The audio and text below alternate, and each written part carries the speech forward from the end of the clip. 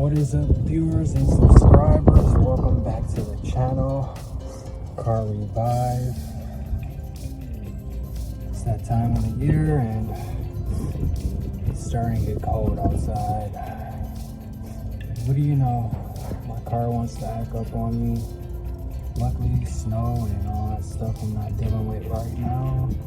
And hopefully this is the last thing to repair on this thing till the year is out. So what's actually going on, the car decided to start overheating, and apparently this hose, the radiator hose right here, was basically cracked right here, which is causing all that coolant right there that you build up there. And what do you know? Picked up that part already. This is a new one, and that's the old one, obviously. So what I'm doing right now is just transitioning all the old parts to Eclipse. These things I will change at some point. I just can't locate where they are. I have tons of these, I just don't know where they are. So what I'm doing right now is just putting this part on here, connecting it to the radiator.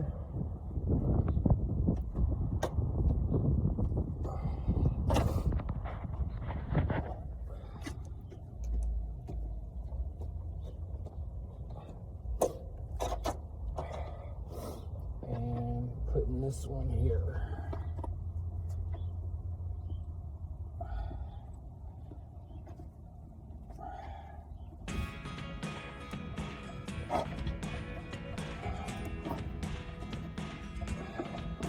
That should take care of.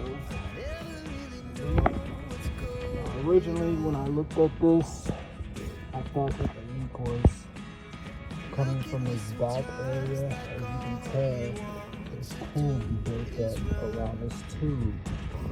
The indicator of the tube is losing pressure with keeping everything sealed tight. So I will have to change this roll tube at some point. Our big issue was this upper tube right here. So what I'm actually doing right now is get my clamps in place, tighten down.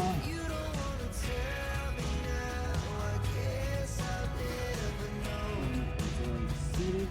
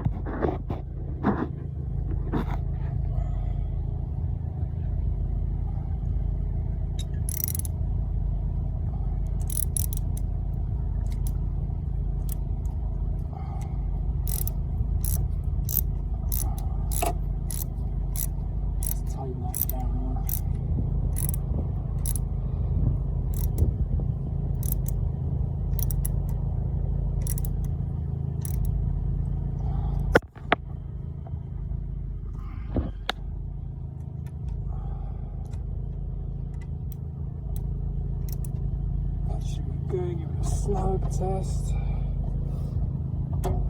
Same thing with this one. Tighten that down.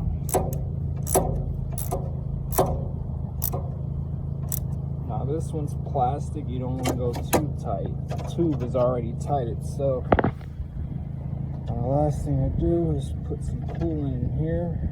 and let it run.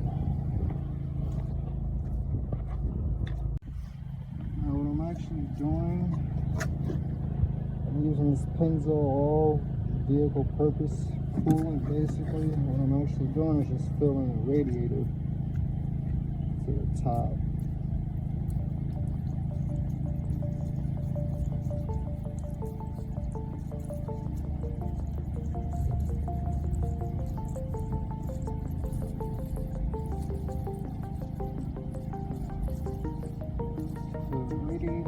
Top so it pours over, so it runs over.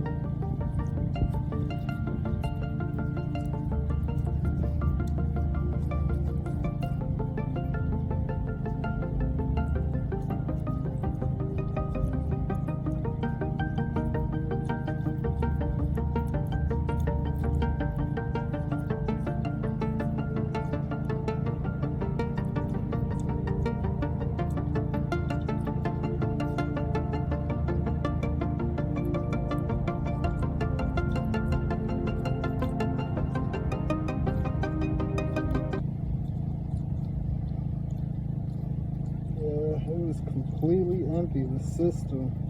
Now if you drive your vehicle and it's overheating like this, most likely what it's going to do is going to ruin the motor, and you won't be able to use it again until you replace the motor. So now I got this filled to the top. Now as you guys can see, that temperature hand is it's kind of getting up there, right? Crawling up kind of slow. We're just gonna keep an eye on that, make sure it stays, you know, in that spot or in the middle. So be back in a second. Now I would say I've probably been letting this thing run for about 5 minutes now. Now what I did a moment ago, let me just show you guys what's going on the outside.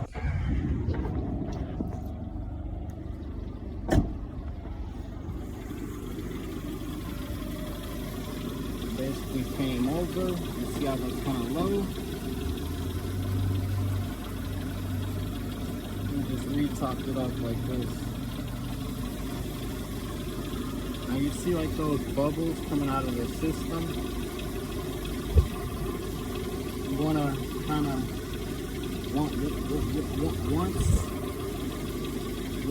vehicle starts to like stop bubbling so much, you could just cap it, tighten it down. I think I'm probably wait about a minute before I actually even do it. So I'm gonna probably let this run for about 2 more minutes, and I'm gonna cap it.